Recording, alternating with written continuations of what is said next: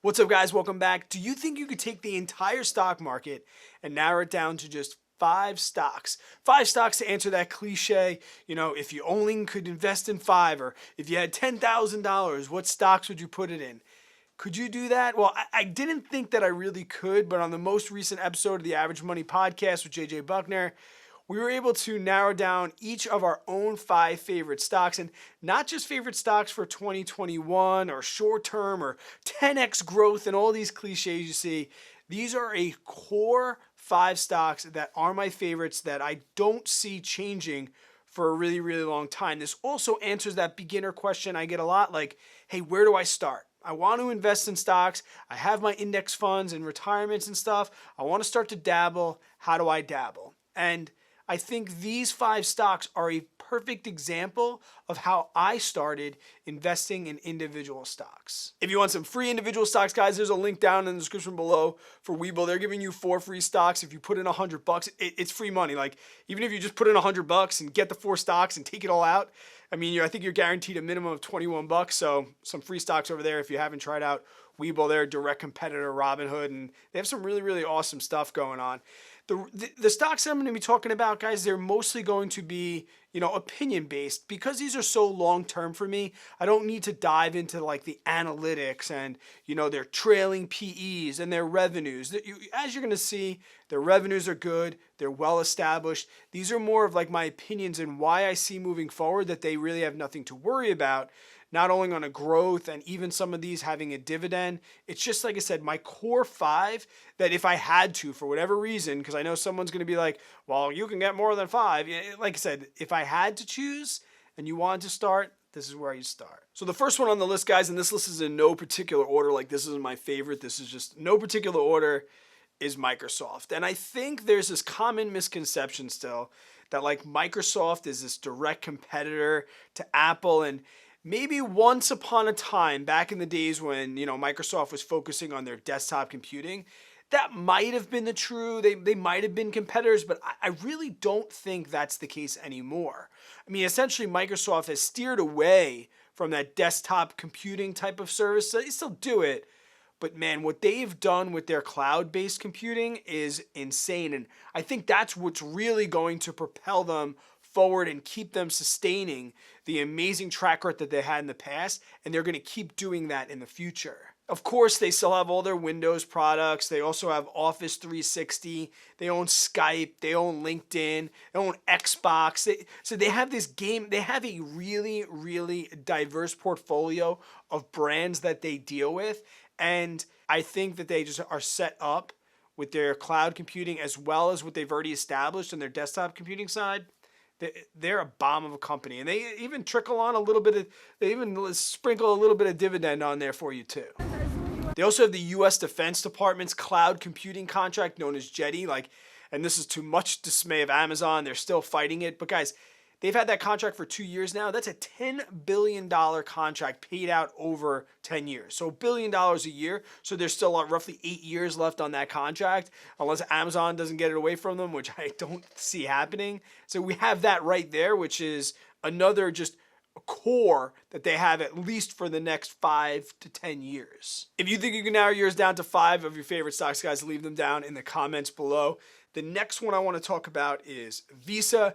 And unlike Apple, Microsoft not being direct competitors, I do know that Visa does have a direct competitor in MasterCard. Now, there are other types of companies like this, like Amex and Discover, but there is something that MasterCard and Visa have that is a little bit different than what Discover and Amex have. Amex, they issue their own cards, which may not seem that like difference or make that big of a deal, but it kind of is, especially what we're going on right now.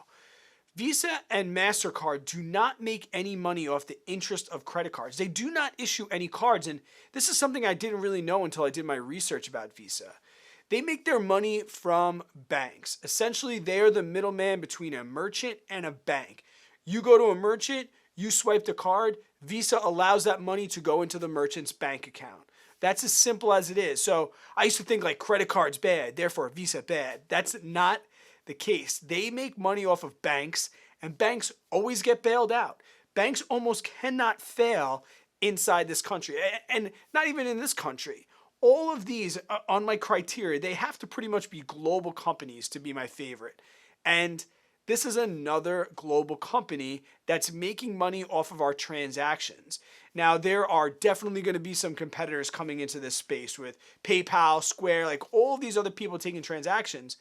But I don't even think we've scratched the surface on the amount of people that are going to be using these online transactions that we're seeing right now. Like, it's so easy for us to be like, everyone's just swiping their card. But across the world, this is still kind of an emerging type of market in some places. They're also looking to acquire Plaid. If you don't know what Plaid is, it allows you to link up apps such as Venmo and Acorns with your bank. Right now, the Justice Department is looking into antitrust, which is never good news for a company.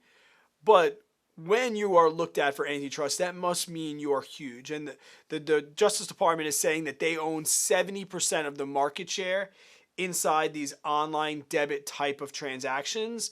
And of course, it's being disputed. And especially with the rise of other competitions, they might actually win. And if they get Plaid, that's going to connect them into things like Venmo, which is a direct competitor, and Acorns, which could be a competitor one day. So that could be a good thing for them moving forward as well. And the last thing that I like about them, they're at least open-minded when it comes to the world of Bitcoin. They're doing their research, they're figuring out, and other cryptocurrencies as well. And I think, as we talked about, like, I'm not full-blown crypto, like, let's go, let's get on crypto, crypto's the future. But I am at least keeping an open mind to it. I'm educating myself and learning about it. And I'm glad to see a company like Visa and other companies inside this space doing exactly the same thing. The third one, I tried to get JJ to guess by singing a song. You can go listen to the podcast that comes out next Monday. Sang a nice song to give it away, and that is Disney. Now, I know there's been some like turbulence with Disney, especially anytime any company cuts a dividend and they're considered like a dividend company, it's a really, really big deal. I'll tell you why it wasn't really a big deal for me. I think it was a really, really mature decision for them to do this. When a company is going to cut a dividend, it really means that they're in trouble, or they think they might be in trouble and they don't want to get themselves into trouble. And I think that's really where Disney was at. They looked at it and said, hey, we can cut dividend for a year. People know who we are. Our investors know that we invest wisely. And instead of going into debt, we can cut our dividends. We can get through this time. We can build up some other things and everything's going to be okay.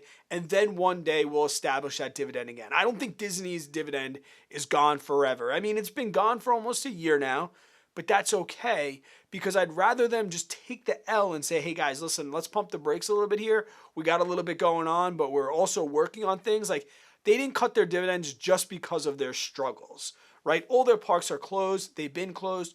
Who knows when that's going to happen and open up again. Movie theaters closing. They're not being able to publish movies. They didn't just cut their dividends and be like, all right, well, we're just going to take the loss because of what's going on in the world right now. Sucks for us. No. They cut their dividend, but they still use their money to innovate and look for more ways to make money, and I really, really like that. Disney Plus is going to be a giant, in my opinion. I still think they're, like I said, just like anything, there doesn't need to be one company. There can be Netflix and there can be Disney Plus. They can coexist just fine. But I just love Disney. When I watch Disney Plus, it's not only for my kids, it's for me. I get nostalgic feelings. I'm watching things on there that I haven't seen in years. So it's not just a kid app. It's really for everybody. And then we all know the Disney freaks out there. You know what? It's Disney and It's worth it. These people that are just obsessed with the Disney brand and Mickey, they go there every year. I know that I have young kids. I'm going to be going once the parks open up. Disney is just one of the most established brands worldwide. And I think if you're going to argue against that, I think you're just like being spiteful. I don't know why you'd argue against Disney, and it'd be really, really hard for you to argue against me why anybody shouldn't own a little piece of Disney. The next one is one of my favorites for a company and also the services they provide, and that's Amazon. I feel like there's no middle ground. I feel like people either hate Amazon and antitrust and they're taking over the world and they're crushing businesses, or you love what they do, what they continue. They make life easier for us. At the end of the day, they make life easier for us. They create jobs, and I like that. And they're growing globally. Like, I don't even think, I think that they were like a huge like United States company. I knew they had some like offshore things, but when I really did some research, I was like, wow, they really, really are building. And then people are going to be like, oh, the price is too high. Remember this, guys, especially if you're a beginner. These like valuations and is it overpriced, underpriced, that's just an opinion, right? You can bring in all the metrics you want to say something is overvalued, undervalued, look at the earnings per share, this, that, and the other thing. As long as you believe that in the future, the price is going to be higher than it is today, all of that doesn't matter, in my opinion, right? Like, yeah, it might dip and become a better value, or it might continue to rise and be a bad value.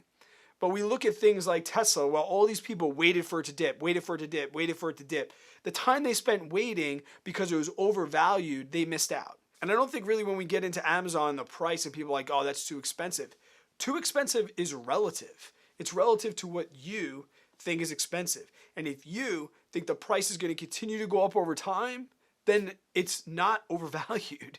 Then you are going to make a profit on that particular purchase. And that's why I continue to buy Amazon on a regular basis. And their web services, AWS, is just incredible too. So they're getting into cloud computing. I admit, guys, they do a lot. But I don't think they force people out from being able to compete. I think that they just learn, innovate, research and develop. And after they do so, they make a stellar product. That's just the way I feel. Like, yeah, do I think that they might take over FedEx, UPS? Yeah, but I think there's a little bit of UPS's and FedEx's, that's their problem because they kind of sat back, I think, in the early years and were like, Amazon, they can't compete with us. Now maybe Amazon just taking notice, and I think what Amazon does is it makes every company around it a little better. There's always got to be that competition. When I owned a brewery, I liked when another brewery opened right near me, because it made me keep my game tight. It made me say, I'm not going to get complacent. And I think the companies that like Amazon's quote pushed out, those companies might have got like a little bit like complacent, a little bit like status quo. I'm FedEx. No one's going to mess with me. I'm UPS. But really they should have been like, yo, there's a new player on the block. We need to keep our games tight and not let them push us out. And I think people hate on Amazon for just putting their foot on the gas and saying, go, go, go. And I'm going to buy. Last, if you've been following me for any sort of time, I think I first brought this up back in May. Maybe if I had to rank them, maybe this would be one of my favorites. If I had to make a top 3, it would probably make the list. And that's Pepsi.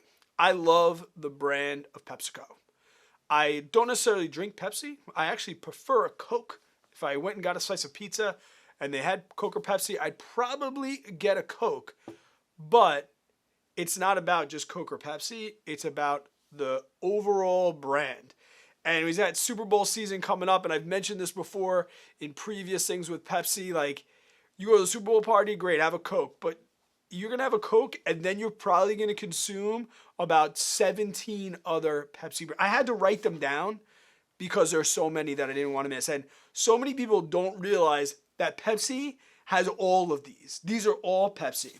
Let's talk about snacks real quick. I wrote them down. My face is going to get a little blue. I got blue paper.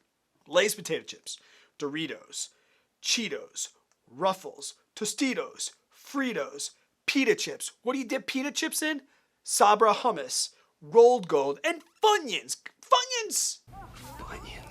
It's unbelievable. And I said them quick, but like all of those snacks, you go to a party, you're going to grab some pretzels, rolled gold, and then you're going to get some Fritos, and then you're going to take some Tostito, and you're going to dip it in some, it's like all of those other brands compensate for the fact that, yes, Coke sells a lot more cans of Coke worldwide. And then we have other drinks, Mountain Dew, Gatorade, Tropicana orange juice, those naked, those healthy drinks, that we like to drink, Lipton iced tea, all of the Starbucks ready made. So when you go get like one of those little bottles of Frappuccino of Starbucks, yeah, Pepsi made that.